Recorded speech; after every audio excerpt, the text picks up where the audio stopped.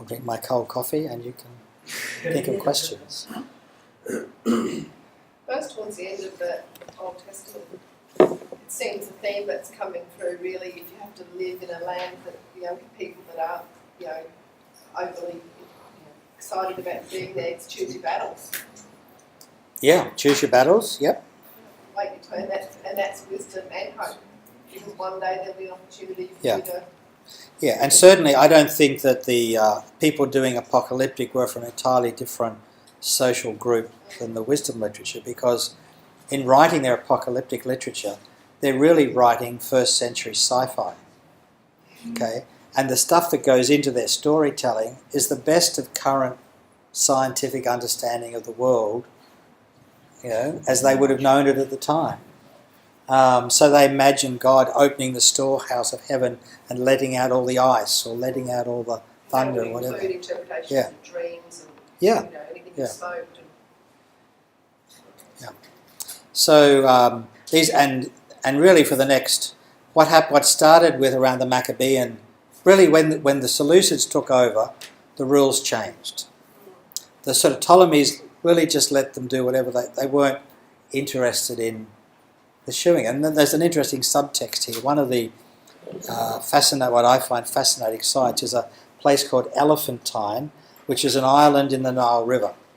Now, during the Ptolemaic period, there's a Jewish military garrison on that island in Egypt, working as mercenaries employed by the Greek king of Egypt. Okay, now our categories are getting mangled here, right? Because Jewish mercenary troops in Egypt. Okay, so, but better still, these Jews at Elephantine, they want to observe Passover. So how does a Jewish military garrison do Passover in Egypt? Quietly will be one answer. Yes, exactly. All right. Well, they're not sure, so they write for advice. To whom do they write, seeking advice? If you were a Jewish military garrison in Egypt, in the Nile River, wanted some liturgical advice about chapel services for Easter, where would you write for advice? Not Pharaoh. Well, not Pharaoh, although he's now called Ptolemy. And there's no bishops yet. No, but I mean the priest. Yeah, that's right. Well, you write to the high priest. These guys are savvy. They write to the high priest in Jerusalem and the high priest in Samaria. In other words, by that stage, I think it's still in the 3rd century, the final victory of Jerusalem over Samaria has not yet happened. And there are two rival sources of Jewish liturgical authority. So the soldiers, the garrison in Egypt, writes to both of them and asks for advice. Two different popes. Two different popes, if you like, yeah. So, I mean, the complexity beneath the surface is way more than we expect, but it's also wonderful stuff to get people into in terms of recognising there's a depth to this story. It's not just God said it, Matthew wrote it, that's it. There's a whole lot more to this, how we got this story, which if when the kids are in more of the critical, concrete thinking kind of stuff, maybe that's some of the stuff they need to get into. And then as they learn to step back from that and actually see the truth dimensions in Robin Hood, then they can also see the truth dimensions in Samuel or whatever. And not just throw everything out as fairy tale. So the idea you're talking about resurrection in Daniel, was that something that was initiated in Jewish thought at the time, or was that something else that was imported by one of the other dominant influences at the time? Jewish, beliefs about resurrection of the individual are themselves a reflex of an increasing focus on the individual, which is part of Greek, sort of Hellenistic influence. Well, the Egyptian belief in life after death was really only for the pharaoh. It wasn't democratized. Okay? And if you were one of his hangers-on, you actually had your throat cut and were put in the tomb with him, so you continue to serve fruit and wine for His Majesty in the next life. So it was just a transference of this life into the next world, but only for the powerful, rich and powerful. Wasn't available to the ordinary person. So one of the changes that happens in the religious thought, and it tends to coincide roughly with the Persian period. Some people talk about an axial age, where there's a sort of a shift in human consciousness and ways of thinking about stuff, and we see it happening in India and Middle East and Mesopotamia and so on. So the individual becomes much more important. And when the individual is the agenda, then having grandkids is not the answer to the problem of mortality. Okay. Whereas when the individual is not the agenda, it's about the tribe, then I just sleep with my fathers and we're all cosy together, but the tribe goes on. But it becomes a different issue when it's individual. And you're also dealing with the sort of mystery religions which begin to become more significant as Hellenistic influence mix with the local indigenous elements and then spread some of those things. And some of the more sort of fertility cults, which had been traditional religions in Egypt and other places, become mystery cults, which are mystery religions, which are particularly popular amongst soldiers and merchants and so on, who again have more mobility. Most ancient people didn't move very far, but soldiers and merchants would. So you get their role within the social structures. So the Roman Empire was the next one after the Maccabean, sort of like they were the next ones to come knocking on the door after that. Yeah, well, before that 200-year period. Yeah, so you've got major crisis. So once the Egyptians are pushed back by the Seleucids and the Seleucid Empire comes in, then kind of the rules have changed in terms of Jewish difference. Okay? And whereas both the Persian and the, say, the Ptolemaic regimes had been fairly laid back, the Seleucids had other issues going on, and it coincided with internal social tension in Jerusalem itself, with different ruling factions struggling for privilege. So the dynamics change. And this whole thing about resistance is really going to keep playing on and off for the best part of 300 years until the Bar Kokhba rebellion, 132, 135. Okay, so you've got pretty close to 300 years of history between the Maccabees and Bar Kokhba.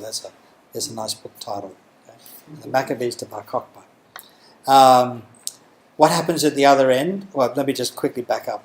So the Maccabee rebellion eventually succeeds, in part because Rome backs it. And Rome actually passes a resolution in the Senate recognising the independence of the Jewish state. This is so much like the modern Rome in Washington, D.C., that it's quite interesting. Okay. So the Maccabees become the Hasmonean dynasty, and they're running the place. After the death of Alexander Jannaeus, one of the last of the really successful Hasmonean kings, around about 76 thereabouts BCE, there's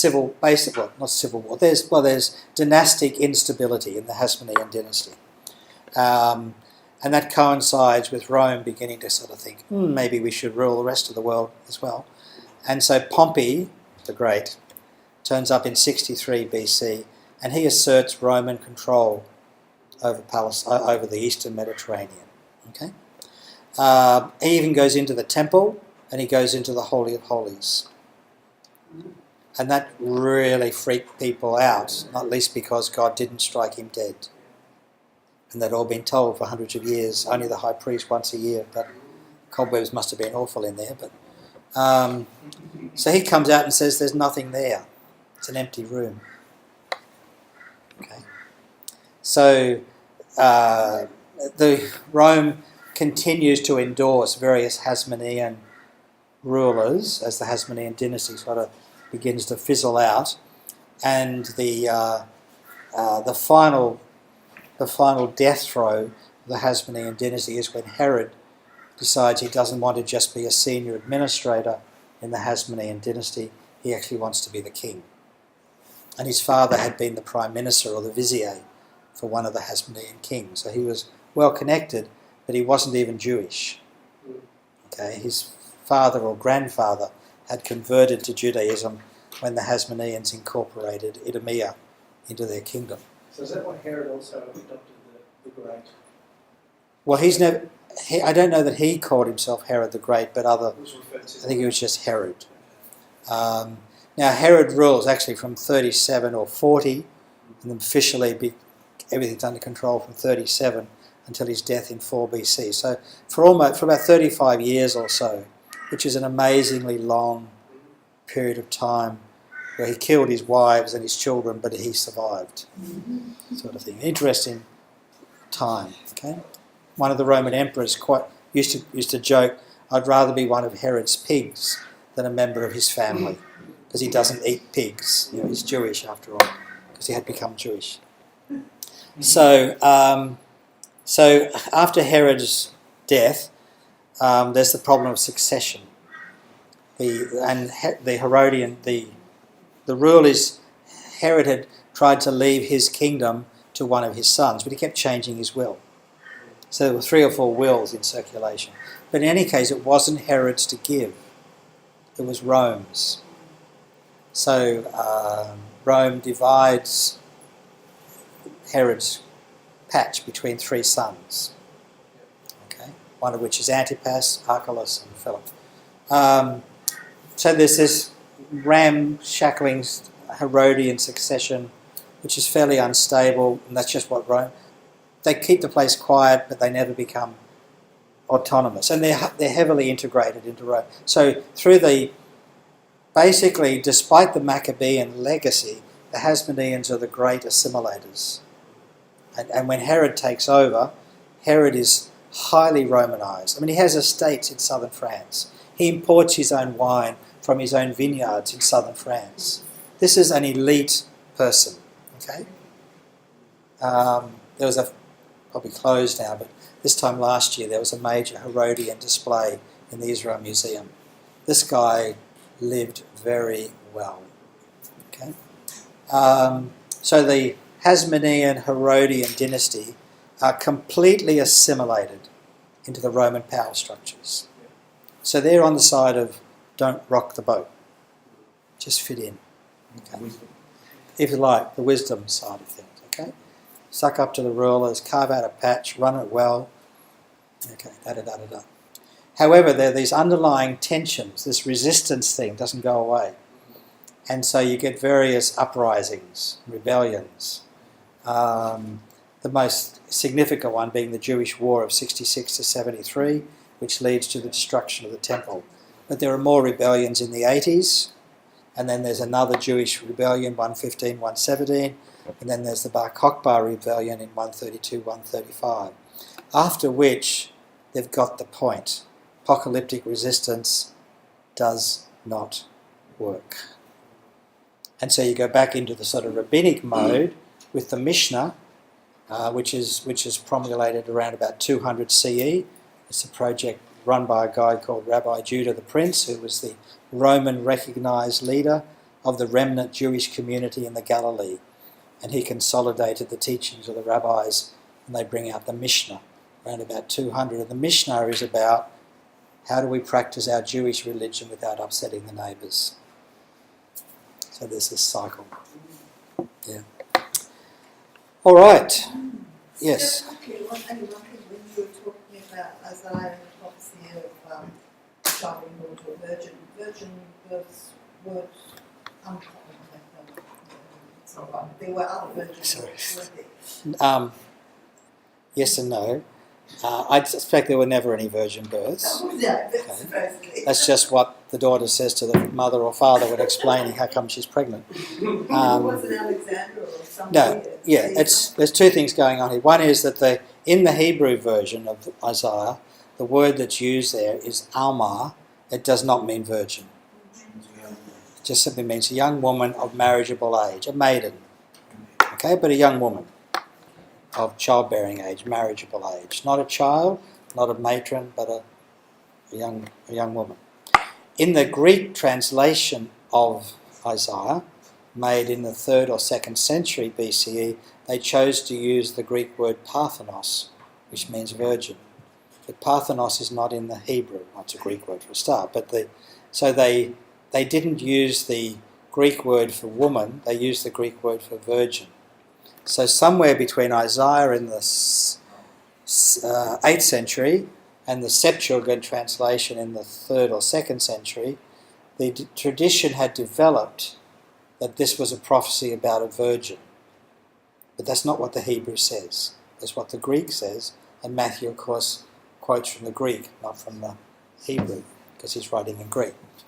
The other thing about that is it is certainly the case that in order to celebrate the significance of great, powerful men, you told stories about the miraculous circumstances of their conception or birth or childhood. And it's like we do on current affairs when Peter Crossgrove becomes Governor General, so you go back and interview his grade 3 teacher who said he was always great at organising the cricket team in grade 3. I knew he was marked for success in his adult life. There's that kind of dynamic. Now, as Jack Spong says, you don't wait in the birth suite at the hospital waiting for the next Prime Minister to be born.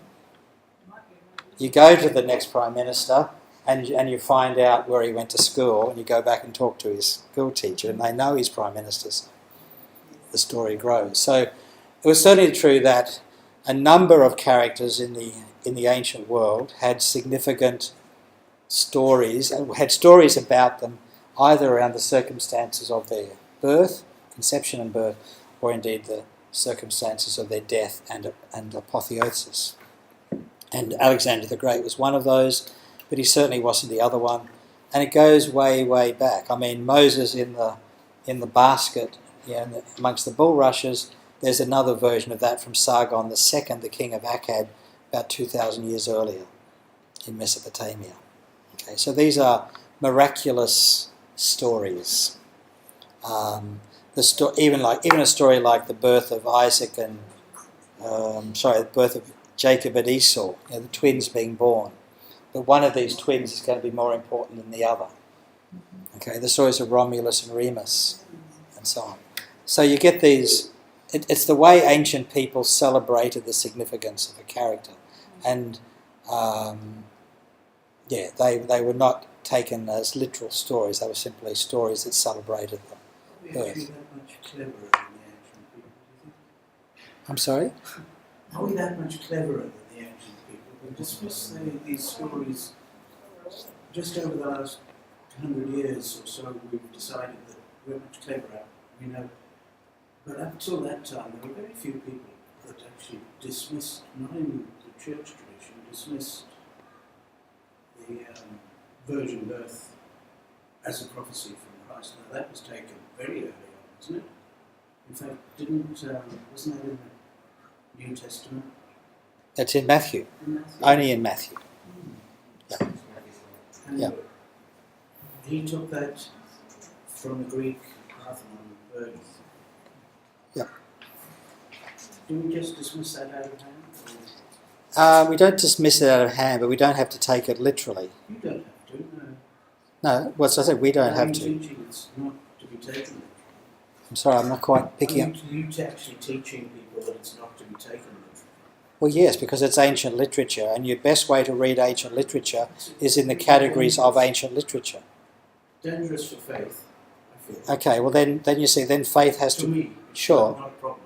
but then faith actually has to grow up and be able to deal with it, and not stay a childlike faith that wants everything So with why these is it fairy stories. childlike? No, you've just said already it's not an issue for you. It isn't an issue. Okay, so we bracket out your personal stake in it because it's not an issue for you, you've said so. So then it becomes, so who is it an issue for? Okay, now a lot of people know very well that virgins don't have babies. So they won't come to God if we say, well, one of the things you have to believe first is the virgins become babies, have babies. Oh, he's sure. And my left leg plays Dixie. I mean, why put barriers in front of people, including students, to believe 6 impossible things before chapel? There's no good reason for doing it. No, they're not. It's not a statement of fact to say these are miracles. It's a statement of fact to say these are stories about miracles. Yes, So there's a difference there. miraculous can happen. No, that's not a fact, that's a claim. Okay? Yes, you can. See, because if you look at the question of miracles, okay, miracles do not happen all the way through the Bible. No, of course they do. Well, what do you mean, of course they don't? They only happen at 3 places in the Bible. I'm not sure. Okay, well, I am. That's why I'm saying it. Okay, you get a cluster of miracles around the Exodus story, including Moses in the wilderness. You get a cluster of stories around Elijah and Elisha, and you get a cluster of miracle stories around Jesus. That's true. Okay, in between time, there's hardly ever a miracle. They're not, and miracles are not part of the regular experience of the people of God. Through the judges, there are people who did things that would have been regarded as miraculous. I think. Gideon. Well, you It's a can. story. Okay, you can. It depends. He was the weakest of the tribe of the weakest tribe. Not quite. And the rebellion. But you can, depends how far you zoom in and zoom out. There are stories around Israel coming to Beta. That's the Moses Exodus conquest story. Okay, now that's one cluster of stories where miraculous things happen. Then there are sort of no miracles that happen until you get to Elijah and Elisha, where they're dime a dozen. Okay, and then there are no miracles that happen in the rest of the Old Testament till you get into the New Testament. And there are miracles in the Gospels and in the first few chapters of the book of Acts. And then miracles disappear out of church history. So, I guess the so important question becomes, why do we have these cluster of miracles at this point, and Thank at you. this point, and Yeah. at this point? Thank you. Yeah. Yeah, and I think that's where the importance of the miracle stories comes in, rather than that content of the miracle stories, the location and the fullness of the story that's being told around. and I would be asking that question in terms of, in telling the stories this way, why did Yeah. people use the category of miracle Miracle stories, at these that's right. strategic points? Yeah. So I would not be reading the data as why did these miracles actually happen? No, At but these why are strategic those stories points, yeah. told at those points? And Yeah. I think if we look over the scriptures as a whole, and we speak to genre and Yeah. the different ways of reading, that Yeah. becomes part of what we do Yeah. as we engage and interact with the scripture, is to go, why is this point used here? And Yeah. why is And it used that there? goes back to the question of genre. And so Mhm. miracle stories are a genre, and they're used for a reason. Okay? Now the miracle stories around the birth of a famous emperor are to celebrate the gods had chosen this person to be a significant character. And the point is, these miracle stories don't just happen in the Bible, they happen all through ancient literature. That's one of Okay. the points I'm saying. So, Regularly on places. well, Regularly. no, I'm talking about the stories that occur. I'm not talking about miracles that happen. Yes, I'm talking about Okay. stories that happen irregularly in other places as well. Yeah, and they're always used for a point. They're like Yeah. us using That doesn't italics. happen. I think it does. I think it does actually. I think the necessary logic, once you start to look at it as literature, and you get away from the idea that miracles only happen in Christian texts and they're part of the way of proving that Christianity is superior to other religions, then the necessary consequence is that we say telling stories about miracles is something that all religions do at certain points in their storytelling, but they don't have any basis in history. Important for belief. They may be, and they have been for some people, but they are actually obstacles to belief in our kind of world. Yeah. It's a very When they pronounce the same, interesting. don't they have to have done miracles? That's in the Roman Catholic tradition. In order to be confirmed as a saint, as happened to 2 dead popes the week before last, you have to come up with at least one authenticated miracle. However, that process has always been subject to abuse, and we saw that last week. See, the kind of world our students live in, okay, is a world which will be very rational It will understand and appreciate mystery, but it will not distinguish, and I think correctly will not distinguish, between supernatural claims made in a Christian text and supernatural claims made in a non-Christian text. That's fine. As a historian, that's fine. I can see how these stories are used. Like every dead emperor, with two exceptions because their successors didn't like them, every dead emperor was promoted to being a son of God, Oh, yes, but being a god. nobody took that seriously. Even if Oh. they were an empire. Well, I don't know, I reckon the people in the Roman Empire probably did. Well, yeah, see, I think, to go back to your question, I think the ancients were just as perceptive about the miracles not being real history, but simply claims about the ways of celebrating the importance of somebody. They were just as sophisticated with the birth stories as they were sophisticated with the death stories. Okay? And the problem was that in the Middle Ages and the Dark Ages and the post-Reformation period, we made the mistake of taking the Bible literally. I agree, it's Yeah. well signed by the That's side. all. Yeah. And we do need all of this. Yeah. I think we've gone. Anyway. Yeah. I'm not- No, that's fine. There's a hermeneutic. I will certainly, my hermeneutic certainly operates as much as I can without any appeal to the supernatural, because I don't feel it adds anything. I don't think it adds anything of value to my hermeneutical process. If a miracle happens, praise be to God, but most of the time they seem not to, especially when you need them.